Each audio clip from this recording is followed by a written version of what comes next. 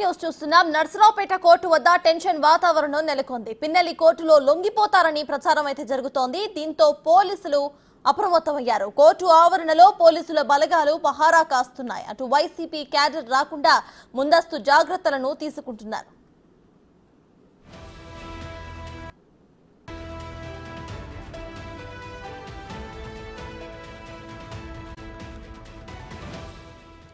ఇదే విషయంపై పూర్తి డీటెయిల్స్ ను మా ప్రతినిధి సాయిశంకర్ అందిస్తారు. సాయిశంకర్, చెప్పండి, ప్రెసెంట్ నర్సరావుపేట కోర్టు వద్ద సిట్యుయేషన్ లా ఉంది. అయితే పిన్నెల్లి కోర్టులు లొంగిపోతారని ప్రచారం కూడా జరుగుతుంది కాబట్టి ప్రెసెంట్ అక్కడ అప్డేట్స్ ఏంటి?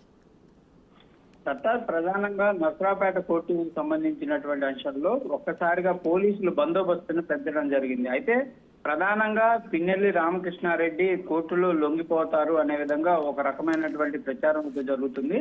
దీంతో పోలీసులు అప్రమత్తమయ్యారా అనే దానికి సంబంధించి పోలీసులను ప్రశ్నించగా మాకు అధికారికంగా సమాచారం లేనప్పటికీ కేవలం వస్తారు అనేటటువంటి ఒక ఆలోచనతోనే ఇక్కడ బందోబస్తును ఏర్పాటు చేశామనే విధంగా చెప్తున్నటువంటి పరిస్థితి ఉంది. అయితే పిన్నెల్లి రామకృష్ణారెడ్డి స్వయంగా వచ్చి లొంగిపోతారా, లేకపోతే ప్రస్తుతం పోలీసుల అదుపులో ఉండి పోలీసులే కోర్టుకు తీసుకొచ్చేటటువంటి పరిస్థితి ఉంటుందా అనే దానిపైన కూడా కొంత ఉత్కంఠ అయితే కొనసాగుతున్నటువంటి పరిస్థితి ఉంది.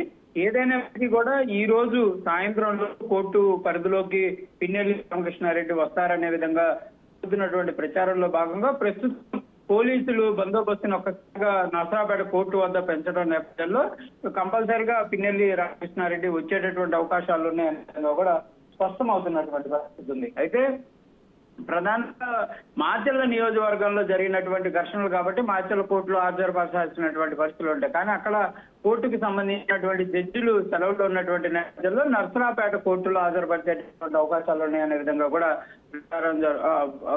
హాజరుపరిచేటటువంటి అవకాశాలు ఉన్నాయి.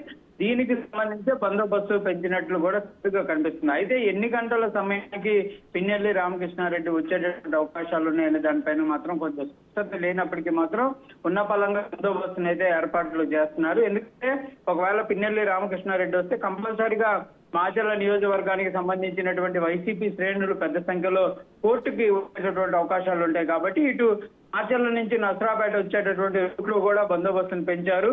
కంపల్సరిగా చెక్ చేస్తే మాత్రమే నర్సరావుపేటలోకి అలో చేసే విధంగా కూడా పోలీసులకు ఆదేశాలు వచ్చినట్లు కూడా పోలీసు వర్గాల నుంచి అయితే సమాచారం అందుతుంది.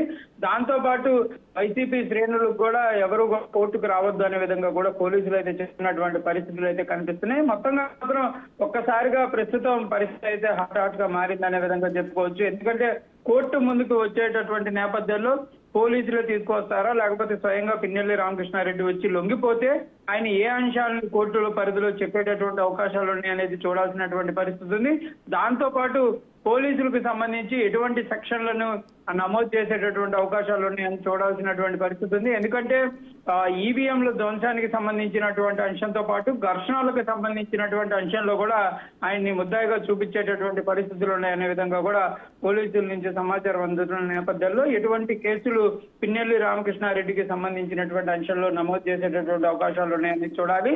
దాంతో పాటు ఒకవేళ ఈ కేసులన్నిటికి సంబంధించి బెయిలబుల్ అఫెన్స్ కింద పెడతారా, నాన్ బెయిలబుల్ అఫెన్స్ కింద పెడతారా అనేది కూడా కొంత ఉత్కంఠ అయితే కొనసాగుతుంది. కంపల్సరిగా ఈ అంశాలకు సంబంధించినటువంటి వాటిల్లో ఈ కేసులు అనేది చిన్న కేసులుగా అంటే బెయిలబుల్ అఫెన్స్ గానే ఉంటాయనే విధంగా కూడా కొంత వర్గాలు చెప్తున్నారు.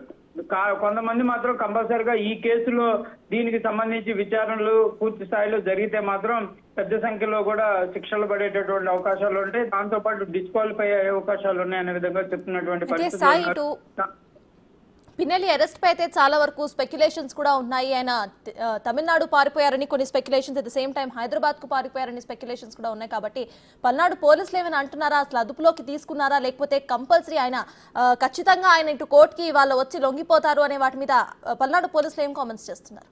ఇప్పటి వరకు ఈ కేసుకు సంబంధించి కానీ పిన్నెల్లి రామకృష్ణారెడ్డికి సంబంధించినటువంటి అప్డేట్ విషయంలో మాచర్లకు సంబంధించినటువంటి నియోజకవర్గానికి సంబంధించి ఎవరు కూడా స్పందిస్తున్నటువంటి పరిస్థితి లేదు. దాంతోపాటు ఈ కేసుని గురజాల డిఎస్పీ డీల్ చేస్తున్నటువంటి నేపథ్యంలో వారికి సంబంధించి బృందాలుగా విడిపోయి వాళ్ళైతే సర్చ్ ఆపరేషన్ చేపడుతున్నారు. కానీ వాళ్ళు ఎక్కడా కూడా పిన్నెల్లి కేసుకు సంబంధించి అప్డేట్ చెప్పడం కానీ, కనీసం ఈ కేసులో ఆయన దొరికారు కానీ దొరకలేదని కానీ, లేకపోతే సర్చ్ ఆపరేషన్ సంబంధించి ఎటువంటి వివరాలు ఉన్నాయనేది ఎక్కడా కూడా లీక్ కాకుండా మాత్రం జాగ్రత్త పడుతున్నటువంటి పరిస్థితులు ఉన్నాయి.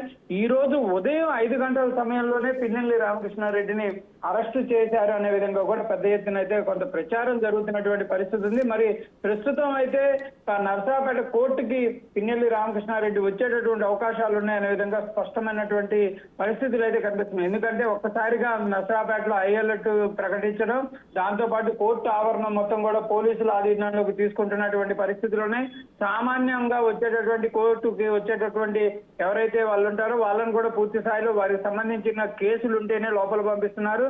బంధువులు కానీ ఎవరైనా ఉన్నా కూడా వాళ్ళని వెంటనే బయటకు పంపించేటటువంటి ప్రయత్నం చేస్తున్నారు.